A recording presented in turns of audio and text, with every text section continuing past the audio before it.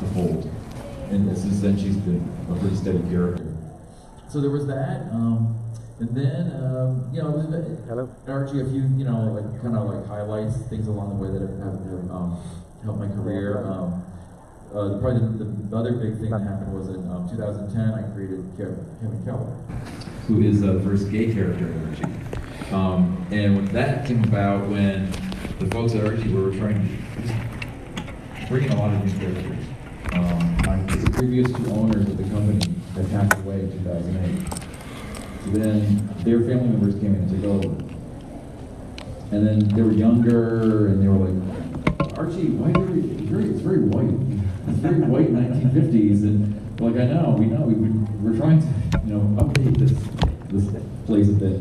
So we just started creating characters and more diversity, different ethnicities kept coming in, and then we were like, can we bring a gay character in? And we're like, yeah, it's 2010, and there's at that point there was a lot of gay characters in television shows and things like that, so we couldn't see any reason to not do it. Yeah.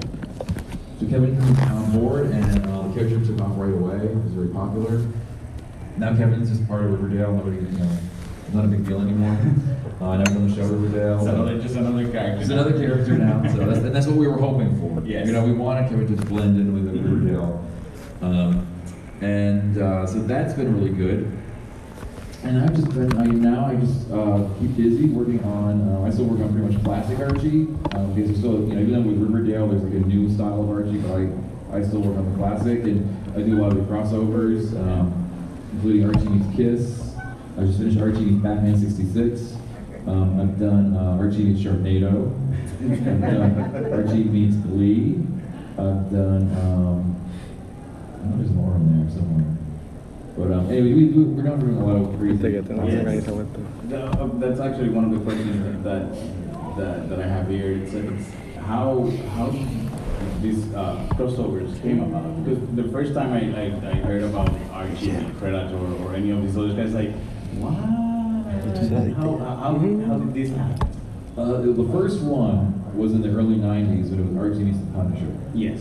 And that was, I didn't work on that one. That was Dan Goldberg and John Messina worked on that, but that was the early 90s. Got a lot of attention, because at the time it was very rare. You didn't see a lot of those crossovers happening. And then we didn't do another one until, I guess Archie Meets Kiss is the next sort of, that was 2011. That just came about, which is, they had a John Goldwater, my boss, is friends with Gene Simmons. So it was kind of like a handshake deal. It was an easy deal to set up. And Kiss, they'll license them up. Anyone or anything. Too many things. And then from that point on, we just started doing all these crazy crossovers. Archie Meets Predator. Then we started doing some more things with DC. We did like a Harley and Ivy meet Betty and Veronica. Now we're doing a thing with Dynamite. Como quiera ponen en tu teléfono porque son consideradas en la cámara. So that's happening. So I'm doing the covers for that series, and then of course Archie Meets Batman 66. But yeah, it's easier now to do these things like these crossovers than it used to be. It used to be all contracts and things. Yeah. Now it's more like both companies just kind of share the profits and just do it. All right. But it's fun. It's a lot of fun. Archie Meets Batman 66 is probably the most fun because I was a big Batman fan. Yeah. Of course. Is it difficult to write these characters that are not normally in the Archie world in Riverdale, like adding Batman 66? I'm guessing that Batman 66 being a little bit closer in terms of how these characters were created or when they were created. I think that one blends a little bit better, but characters like Predator and Kiss, is it difficult to put these characters in this world and make it interesting and fun?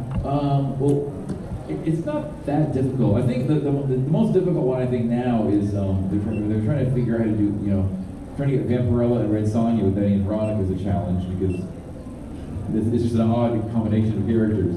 Archie Batman 66 felt very natural because the story was set in the 60s and Archie was around that. And that felt very natural. Kiss, they just sort of got around that by having Sabrina conjuring up these like the Kiss demons. So they use Sabrina. They can use Sabrina whenever things get difficult.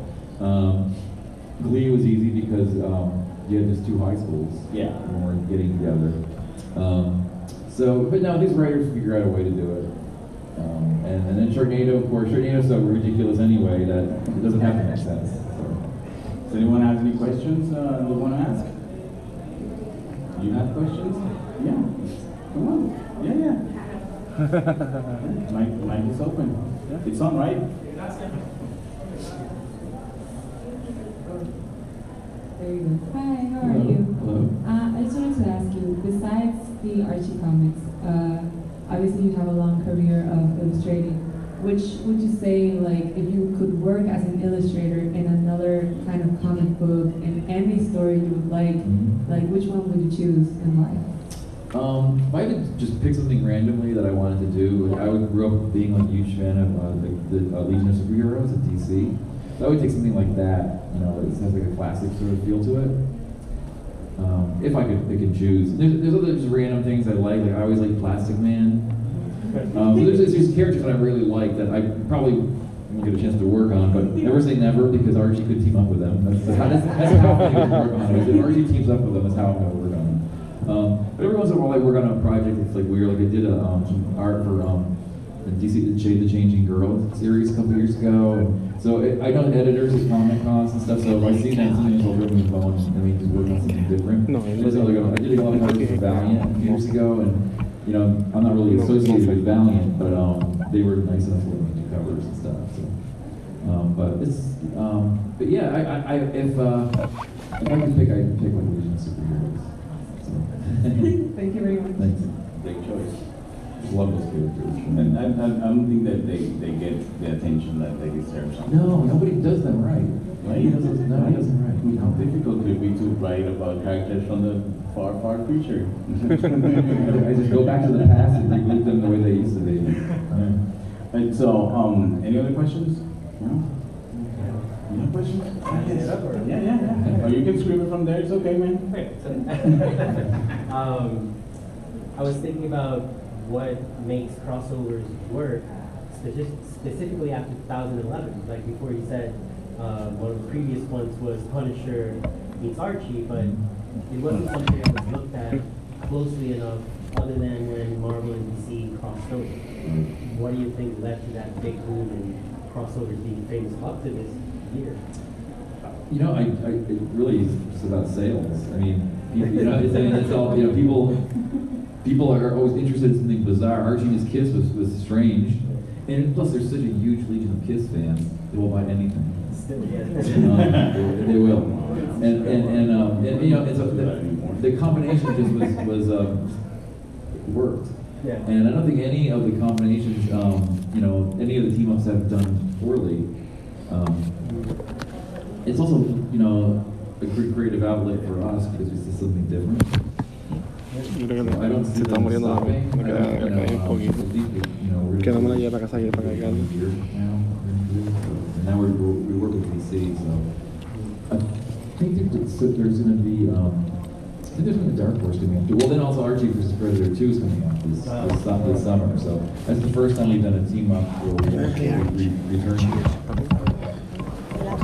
Any other plans to return to any of the other crossovers? Or? We did at one point, we're going to do another Archie Kiss, because we actually had announced it. We're going to do Archie versus Kiss versus Archie meets Kiss. Estoy rapidito, They actually had promoted it, and then we pulled back because we had other crossovers we were going to do, and we were going to go back to it, we just never have, so never say never. I guess it could happen again. I'm sure Gene Simmons will let that happen. My face doing it there? Yes. Do this. It's all about all about the money. Do you feel like right now the state of comics is everything? I mean, I feel like everything being published right now just revolves around how much money it can make, and there's not much creative freedom from creators and artists. I feel bad for anybody new breaking into the business. Like when I got into the business, it was 30 years ago, and it was a lot bigger playing field then. It's tough because publications the numbers go down and down and down across the board, whether you're a magazine or comic book. And you know, it's harder to make a living because you know a lot of us are making the same pay per view than 20 years ago, just because of that. Maybe someone like me, I'm a grandfather did an Archie, and I do a lot of conventions, so I have a fan base which helps. But if you're new, it's tough. And also, like, if you're a writer, you have to be writing. And also, if you're a writer, if you're an artist, we can make money. Part of the writers make money in conventions. Yeah. But at the same time, they have to get the word out that they're working. And I'm friends with Amy Chu, and she writes a lot of stuff. And she's always telling me, you have to be writing like 3 or 4 books at one time to make a living. Whereas an artist, you can only really work on one drawing at a time. But writers make money, you have to like work on 4 at a time. So if you're working on a couple books, and then you're finished with one, you always have to be, you always have to have the writing. And so that's a challenge. You have to love it. You have to sort of like not be in it at the same time, you have to make a living, so it's tough. So I would say, I would never discourage them from doing it because, you know, the Huber School still, you know, they still have a good attendance, they still turn out artists that get work. But you have to learn that you can also work in, you know, illustration, children's illustrations, good, advertising. Don't just try for comics. Yeah. And that's one thing they always taught us too. We all want to get to comics, but take work where you can get it. And one thing I did learn along the way was, when I was working for about 10 years at Archie, I started to go online, when you could go online and look for freelance, and I would take more advertising jobs, and those made so much money that I was like, I would open my eyes. Because once you start in comics, everything else is up from there. It's sort of money making. So if you start in comics, it's great. I'm not dissing it, but you can make even more money doing other stuff. So supplement your income doing that kind of stuff. Like if you you could do illustrations for like, you know, magazines like Entertainment Weekly, or and you can make you know a couple grand for an illustration, you know, that you can do in a weekend versus you know, cranking out pages. For 6 pages, took you 2 weeks. Right. So. Where you have a question? Yeah, one more. Just thinking about Riverdale, success of Riverdale TV show.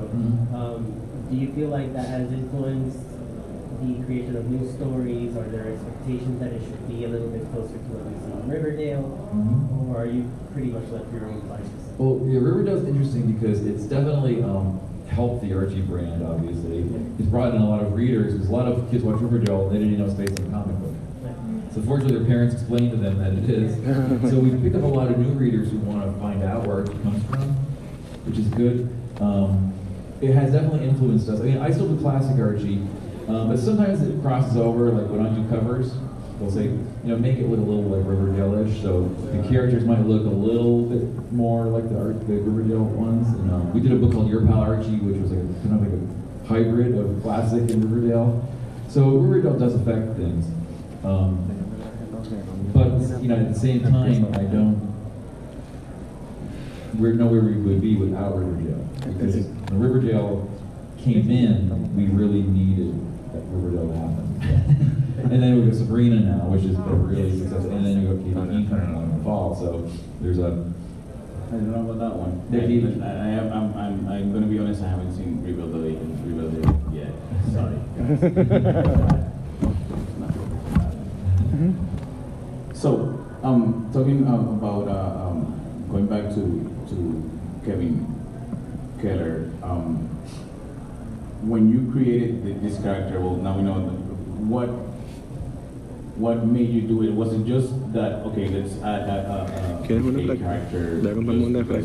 to add a gay character, or was it something that you wanted to add a gay character to the books? Like, was it something that you felt personally like, okay, I think we need to add this character? It just seemed like a natural because we were dealing with, our finally were adding characters with more ethnicities and more, different racial backgrounds, and you know, it was kind of out there in we were seeing movies and TV shows like with gay characters, and so it seemed like a no-brainer, really. It's just, but we wanted to make sure we did it in a thoughtful way, not just like a after-school special. Where we did a very special episode and then we go away from it. We introduced Kevin in a very funny storyline where Veronica has the hots for Kevin and she can't figure out why he's not responding. That was how we kind of introduced Kevin. And because Veronica was so dense, she couldn't figure it out. Everyone else figured it out. So we try to use the typical Archie formula in a different way. And but it just seemed like the time was right. And the Archie fans loved it. I mean, the book sold out, which is always a good sign. That's really the sign of that it's going to work when sales do matter. And of course they helped a lot there. And then we did have a lot of pushback from conservative groups, religious groups. But we really didn't care because we knew the fans would be fine with Kevin, and the actual fans of the book. That's all we. Those are the people that we care about. We don't care about some religious group in the Midwest because they aren't really reading the books. Yeah. They probably learn about it in some article and decided to. Well, then what happened was Kevin was out for about a year. The books were doing fine. And, no one died or the world didn't end. And Kevin Keller came on board. And then in Life with Archie, which is the book where Archie's older and he's married, Kevin became part of that universe. In that book, we decided to make Kevin married. He was grown. So we had an issue where Kevin gets married, and that issue was a book of toy stores. It was in Toys R Us. And there's a group called Million Moms, who are the watchdogs of everything that don't need watching, and they started to issue a suggestion for a boycott. How dare they sell this book in a toy store where kids can see it? You got Kevin on a cover holding hands with a guy. I don't think one kid would batted their eye. Yeah. But these mothers were like, this cannot be happening, and children's, So then the book ended up selling out.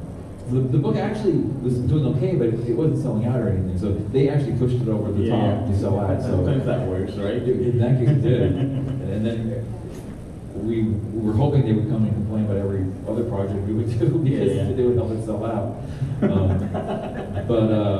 So that, again, it's one of those things where they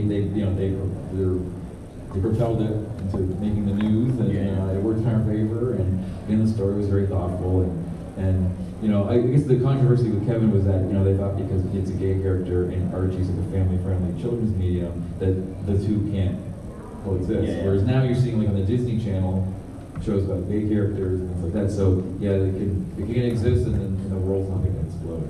That's right. I totally lost the next question that I had.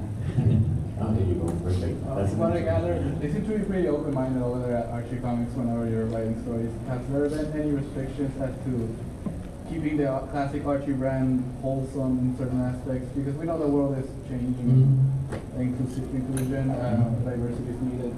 But has there been a red line still that they... I mean, with the classic Archie, you have to be careful about sexual content. They still don't want anything overtly sexual or anything graphic, which is understandable. Even in the reboot stuff, the stuff that's more closer to the Riverdale stuff, they're still careful about, they still try to keep it like a teen readership standard, so they can get away with more because we do the horror line and they can have satanic stories, and we seem fine with that for some reason. Talk about the devil. You can have zombies, and you can have Satan and all that scary stuff. They're fine with that. But the classic Archie still is pretty wholesome. Yeah, pretty wholesome. I mean, it's a little racier than it used to be. I think the only change is for some reason now you can do fart jokes, but I think that's been since Nickelodeon's been around.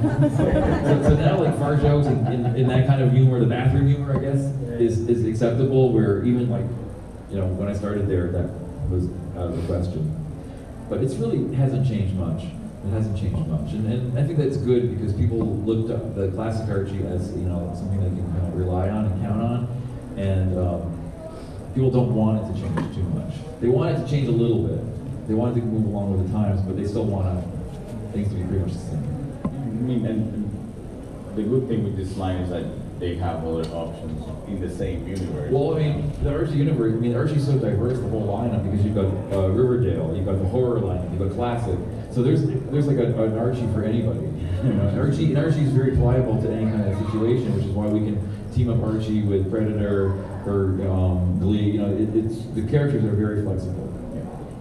Like, where do you see the comic industry in 5 years?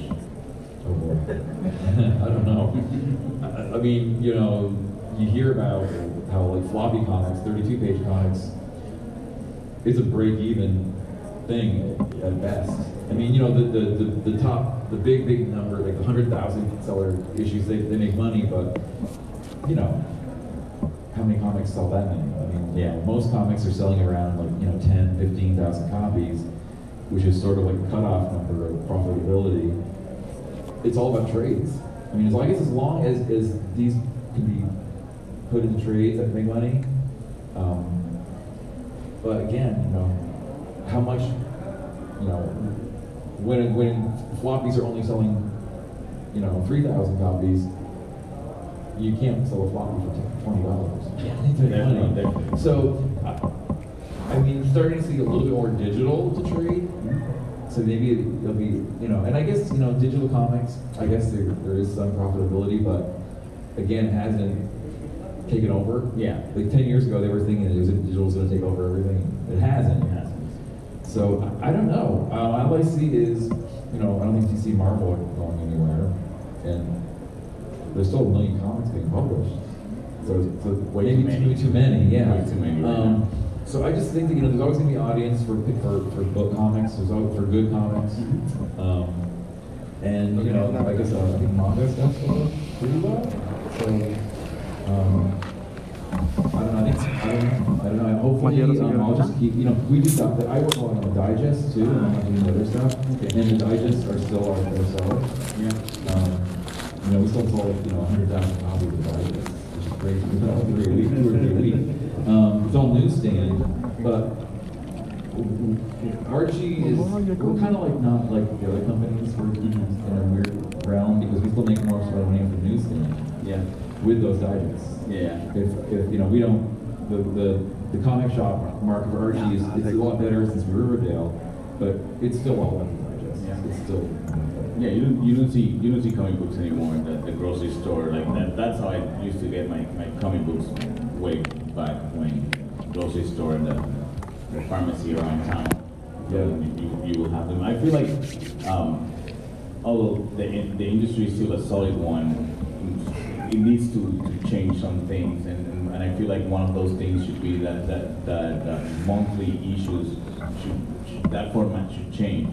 Something more closer to like what DC was doing with Black Label, doing something that takes a little bit longer in between issues, but every issue is a big format, better art, better writers, you know, not something that's not rushed, because right now it feels like everything is so rushed. And well, another thing that's happened too is, you know, so many comics miss their shipping dates, so many comics are late, and you didn't get to see that. A lot of it's because you could make a living doing it years ago. Now it's harder for artists to make money, so either they're taking other jobs or and also too, the level of detail now is a lot more intense than it used to be. So people are having to do a lot more detail for the same or less money they were making years ago. So it's tough for you see a lot. You see a lot of shipping dates and that affects things too because you can go on series. oh yeah, definitely. I don't honestly. I don't understand why I haven't given up on Disney Plus yet. Being almost 2 years. How many ever since 12? Yeah, I think so. Yeah. So by that count, we still have like another 3 years before it finishes. Yeah. By the time it ends, I really don't want to know what's going to happen. Remember All-Star Batman and Robin? I'm still waiting for that last issue or two. And the other All-Star Batman from Snyder that just suddenly stopped at 14. And what's up? And All-Star Wonder Woman never even launched. There was just an All-Star Wonder Woman time by Adam Hughes. All right. So do we have any more questions or you do? Yeah. Like I don't know if you saw the news. What's the reaction of Prince Harry getting some Archie? Oh yeah. It's funny because that got so much press. It was crazy. I mean, And everybody just linked it to Archie. I mean, Archie is a name. It could be, you know, but we really just thought of Archie, and that was really great press. And now I'm actually doing a drawing for the royal family. Well, that's awesome. You have to actually get approved for that. Like, they won't just, you just can't send them stuff. So we actually made a request, and they've accepted it. So I think I was supposed to sketch it out tonight, actually. Nice.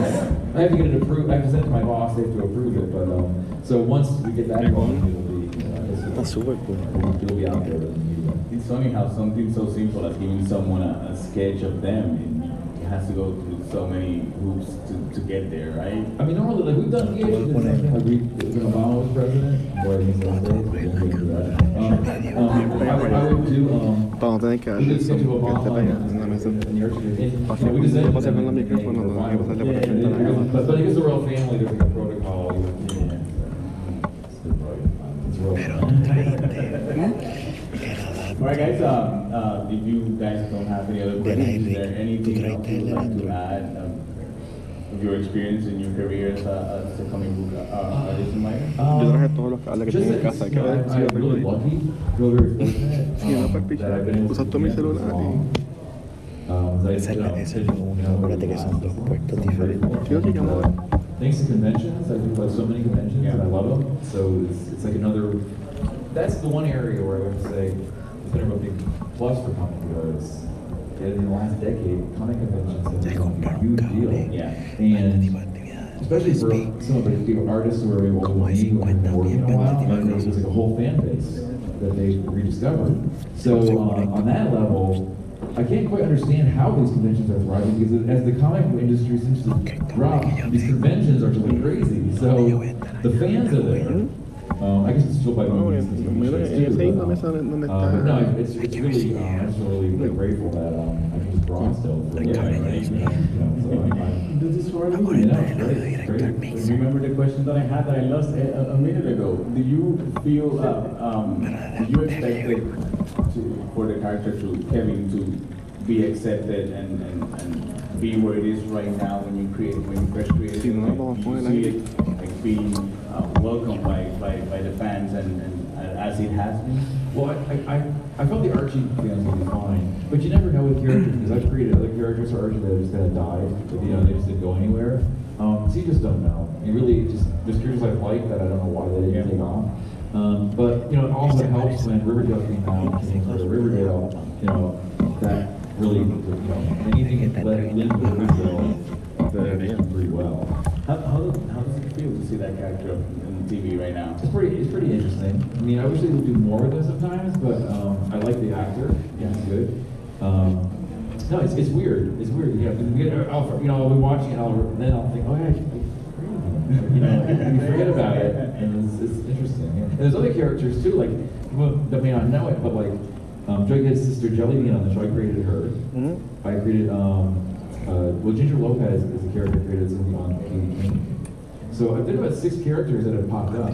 So Kevin, of course, is the most known. Yeah. So it's interesting. I didn't think Jellybean was going to Be somewhere she's on near Riverdale now.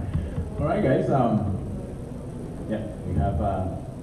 This is our last question. Last minute to ask any other questions. Oh yeah, there you go. What do you find is the most challenging part of the artistic and creative process, and how do you kind of tackle it or push through it? Probably the toughest part is just meeting deadlines, because a lot of times when you're booking shows like this, you know, you're doing it 6 months in advance. So 6 months later, you don't know what your deadlines are going to be. You might be like, you know, have 2 projects going on at once. So there's always that juggling act of, you know, your schedule. But you know, I've been doing it for so long that I guess I've figured it out for the most part.